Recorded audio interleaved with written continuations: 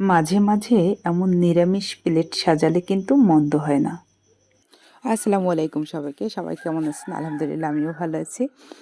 এই আজকে একদম শর্টকাট সময়ে এইজন্য একটু ডাল সেদ্ধ করে ব্লেন্ডার করে ডালটা ফোড়ন দিয়ে নিলাম। এইভাবে ডাল রান্না করলে একটু সময়ও বাঁচে, খেতেও খুব ভালো লাগে। আর নিরামিষ কুমড়ো ভাজি করে নিলাম একটু থানকুনি পাতা আর ডালের বড়া। তো থানকুনি পাতা হালকা সিদ্ধ করে নিয়েছি যাতে থানকুনি পাতার যে একটা স্মেল, কাঁচা কাঁচা যে স্মেলটা সেটা যেন না আসে। আর পেঁয়াজ, একটু রসুন আর সাথে দিয়ে দিলাম একটু একদম খুব ভালো স্মেলের জন্য একটু বোম্বাই ঝাল, বেশ মজাদার। সাথে একটু লবণ মিক্সড করে নিলাম। এই ডালের বড়া, ডাল আর থানকুনি পাতার বড়াটা কিন্তু দারুণ দারুণ খেতে। অবশ্যই আপনারা ট্রাই করবেন।